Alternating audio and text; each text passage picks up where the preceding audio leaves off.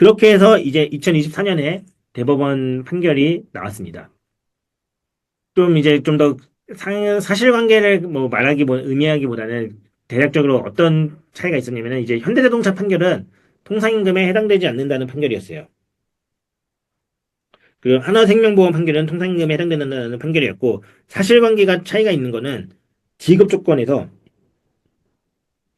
기준 기간에 15일 이상 근무를 하는 경우 뭐 상여금 같은 경우는 격월로 지급되기 때문에 전월 1일부터 전 지급월 말일까지 1월 1일부터 2월 28일까지 15일 이상 근무를 하면은 상여금을 지급한다. 15일 이상 근무하지 않으면 상여금 아예 지급하지 않는다. 뭐 설날 추석 당일분 24년 추석에서부터 25년 설날 전일까지 15일 이상 일하면은 명절 설날 상여금 전액 지급 그리고 설날 25년 2월 설날부터 25년 9월 추석 전까지 15일 이상이라면 추석 때 상여금을 지급한다. 그리고 전년도 24년 8월 여름휴가일부터 25년 8월 여름휴가일까지 15일 이상 근무하면은 상여금 전액 지급하는 그런 성격의 상여금은 이 15일 이상 일하는 것에 대해서는 근무 조건 성취 여부가 불확실하기 때문에 고정성이 부정돼서 통상임금에 해당되지 않는다라는 판결이었습니다. 반면에 하나생명보험은 아까도 말씀드린 것처럼 단지 지급일 기준에 재직자에게만 지급하는 그런 조건이 있었어요. 그래서 여기서는 재직자 조건이 무효이기 때문에 정기상여금은 고정성이 인정이 돼서 통상임금에 해당된다. 이런 판결들이 있었고 이 두 판결이 이제 전원합의체 회부돼서 지난주에 이제 전원합의체 판결이 나왔습니다. 그럼 전원합의체 판결 일단은 큰 메인은 통상임금에서 판단 기준에서 고정성이라는 것을 제외한 것이 이제 판단 주요한 요소였고 그러면서 추가적으로 통상임금에 대한 개념을 다시 재정립했습니다. 그래서 소정근로의 대가로 소정근로를 온전하게 제공하면 그 대가로 정기적 일일적을 지급하도록 정해진 임금은 조건의 존부나 성취 가능성에 관계없이 통상임금에 해당된다라고 해서 조건 성취 여부는 불확실하다는 사정만은 통상임금에 부정된다고 할 수 없다. 그래서 이 결국에는 이제 통상임금이라는 거는 회사와 근로자가 정한 근로시간을 근로자가 제공했을 때 회사가 당연히 지급을 해야 되는 그런 소정근로의 대가성을 가지고 있으면은 통상임금에 해당되는 것이고 그리고 정기적이고 일률적인 거는 전에 있었던 판결과 그대로 정기성은 일정한 간격으로 계속적으로 지급되는 것, 일률성은 모든 근로자에게 지급되는 또는 일정한 조건을 가진 모든 근로자에게 지급하는 것을 이제 하고 있는데 그래서 결국에 이제 수정 근로의 대가로 지급이 약정된 것이면은 통상임금에 해당되는 부분이 있다라는 것을 좀 명확히 했습니다.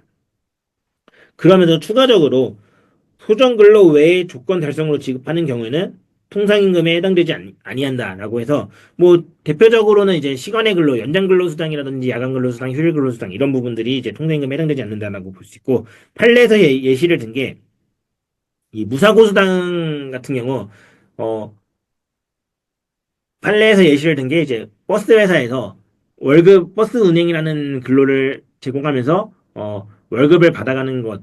이 월급이라는 건 당연히 통상임금에 해당되지만 버스 운행하면서 한 달 동안 사고를 일으키지 않아서 무사고를 함으로써 받아가는 무사고 수당이라는 것은 소정근로 외에 버스 운행이라는 소정근로 외에 추가적인 조건, 어, 무사고라는 무사고라는 거는 사실 소정근로의 내용은 아니잖아요. 무사고는 그 추가적인 성실성이라든지 뭐 별도의 척도가 되는 것이지 사실 소정근로라는 거는 버스 회사에서 버스 기사들의 소정근로는 운전을 다 해주면은 그게 소정근로의 대가인 거고 무사고는 소정근로 외에 추가적인 조건으로 발사가는 것이기 때문에 무사고 수당 같은 경우는 통상임금이 아니다. 마찬가지로 영업직 근로자들이 영업 뭐 매출을 올려가지고 계약을 체결을 해서 받게 되는 영업 인센티브 이런 것도 해서 뭐 고객을 만나고 그런 부분은 소정 근로까지 볼 수 있지만 계약을 체결해서 매출을 일으키는 그것으로 인해서 인센티브를 받아가는 것 그런 것은 소정 근로 외의 조건으로 받아가는 것이기 때문에 통상 임금에 해당되지 않는다. 그렇게 좀 볼 수 있을 것 같아요. 그래서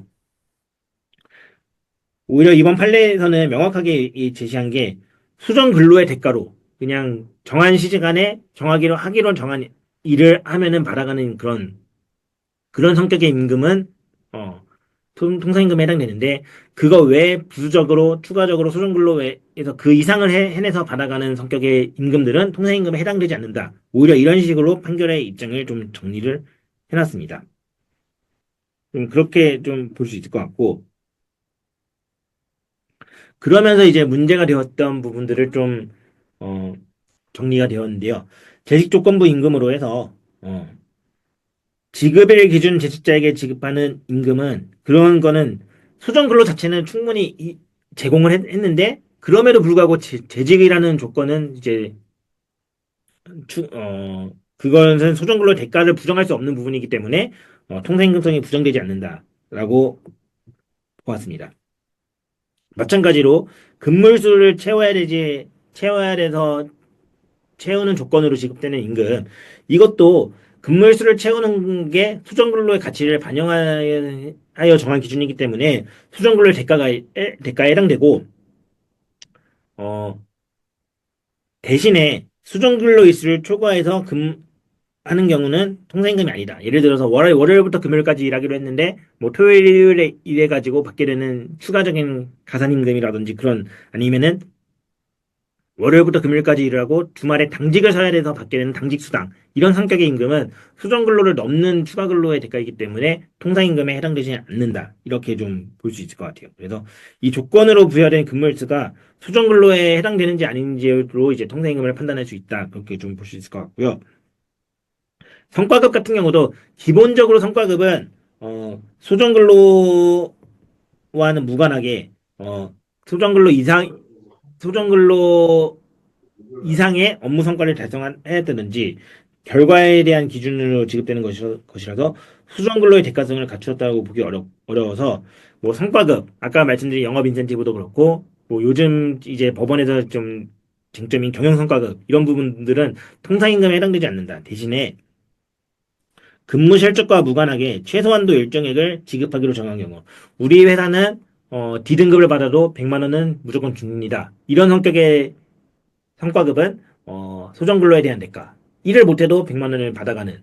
그냥 일을 하기만 하면 100만 원을 받아가는 그런 성격이기 때문에 그런 경우에는 통상임금에 해당된다라고 볼 수 있을 것 같습니다.